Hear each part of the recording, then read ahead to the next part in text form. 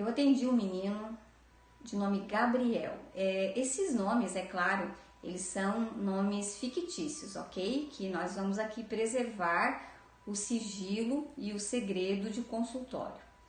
Então o Gabriel, ele tinha aquilo que eu costumo chamar de fobia de gente. Ele sofreu bullying na escola quando pequeno e toda essa dinâmica de bullying foi liderada por um menino maldoso, uma criança maldosa que comandava outros coleguinhas. E o que eles fizeram? Amando desse menino, eles batiam no Gabriel. Ok. E o Gabriel não reagia. E não reagia porque não era violento.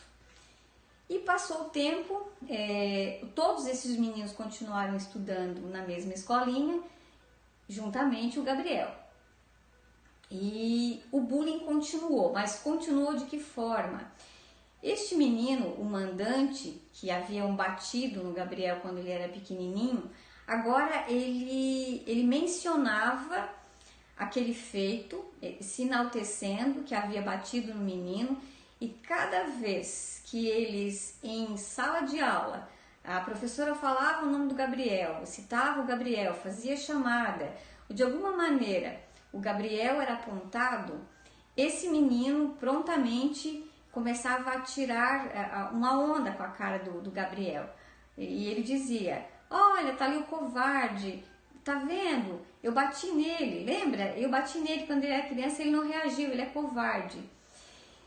E como nós vivemos uma sociedade cujos valores são invertidos, o pequeno Gabriel, ele foi crescendo, já era adolescente, e ele acreditava verdadeiramente que ele deveria se envergonhar, porque ele era realmente covarde, porque deveria ter batido, certo? Devia ter reagido com violência, inversão de valores. E segue o baile. Os professores, a escola, nós sabemos que não resolvem o problema do bullying, certo? Mas com tudo isso, o Gabriel, ele acabou desenvolvendo então a fobia social, né? Ou agorafobia, que é medo de gente, medo de público. E começou a se fechar muito em casa, e já adolescente, apenas utilizando os joguinhos virtuais, se viciando neles e se fechando no seu mundinho.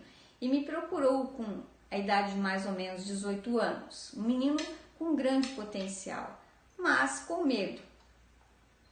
Então, nós abrimos para o Gabriel diversas percepções diferentes sobre o que havia sido gravado no seu encéfalo e que o fez enxergar tudo diferente.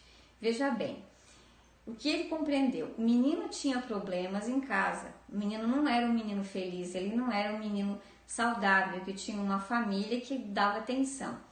Então também nós percebemos que essas pessoas que fazem bullying geralmente são crianças problema, elas são o verdadeiro problema, certo? E vão refletir o seu problema, as suas frustrações, e isso precisa prestar atenção na estrutura familiar, porque tem alguma coisa acontecendo ali, e quem vai padecer, quem é que vai ficar com o registro do trauma? Aquele que é alvo do bullying, o que sofreu o bullying.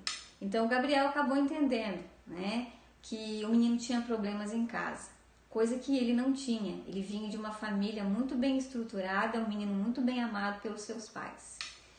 O menino tinha inveja dele e queria ter e ser o que o Gabriel era. Isso era um outro detalhe e também foi compreendido, certo? O menino queria destruir o que ele não podia ser, essa que era a verdade. Foi tudo que nós analisamos e eu perguntei ao Gabriel, afinal de contas, o que ele tem que você... o que você tem que ele gostaria de ter e não tem? E prontamente o Gabriel conseguiu responder: a minha inteligência. Ele era muito bom aluno, as notas muito boas também, né?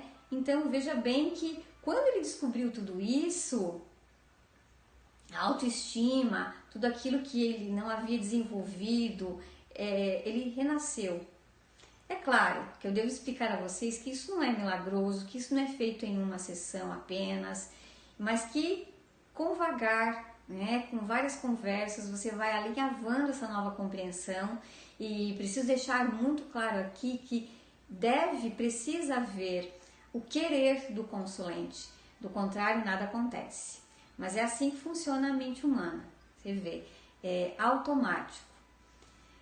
Tem também o caso da Fernanda. A Fernanda, ela tinha também medo de público, ela também não saía de casa e para quase nada. Também, então, nós fizemos uma diagnose, mas foi detectado fobia social, o que ela já sabia, né?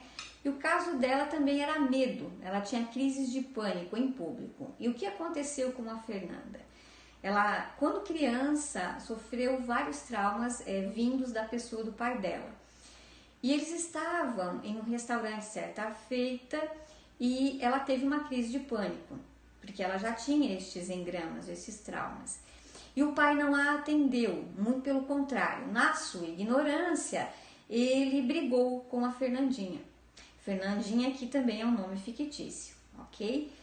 E aquilo acentuou ainda mais o que ela já tinha, ele pressionou ela, ele brigou com ela, porque afinal de contas atrapalhou, né, o lazer, foi no restaurante. E ela, depois disso, ela passou a não sair mais de casa para ir em lugar nenhum que tivesse pessoas, ajuntamento de pessoas, jamais. Restaurante e outros lugares, né? Porque ficou registrado ali com forte emoção aquilo que havia acontecido, certo? E o que nós fizemos, né? Nós remontamos toda a cena, fizemos algumas sessões de hipnose regressiva com a Fernanda e nos detalhes que a possibilitaram revisar toda essa sua percepção traumática, ela também renasceu. E foi assim muito lindo. A Fernanda ainda, viu, e seus traumas, ainda um outro trauma que ela tinha, um outro engrama, era o grande medo que ela tinha de criança que seus pais fossem se separar. E isso verdadeiramente ocorreu mais tarde, mas ela tinha muito medo que isso viesse a acontecer, muito medo. E quanto mais medo ela ia tendo, que um dia isso e chegaria esse dia, mais medo ela ia gravando. E de fato seus pais se separaram. E por que ela havia ficado com muito medo disso? Porque o pai, no programa da Fernanda, representava a figura forte. Porque ele era provedor. Então, para ela, foi registrado: meu pai é que sustenta a casa e a minha mãe é dependente. E de fato era. Então, ela recebia tudo isso como uma ameaça à sua sobrevivência. Muitos casos de transtorno de ansiedade por programas adquiridos na infância acontecem pela interpretação falha dos dados e das informações que são introduzidas.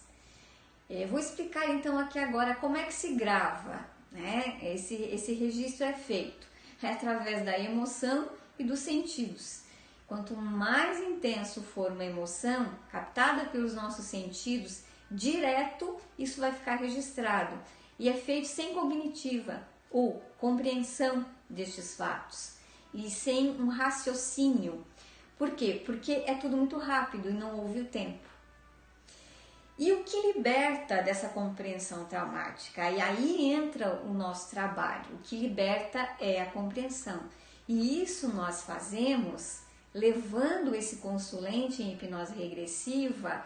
É um trabalho bastante delicado, bastante melindroso e feito caso a caso. Mas a compreensão, o revisar de tudo é que realmente liberta.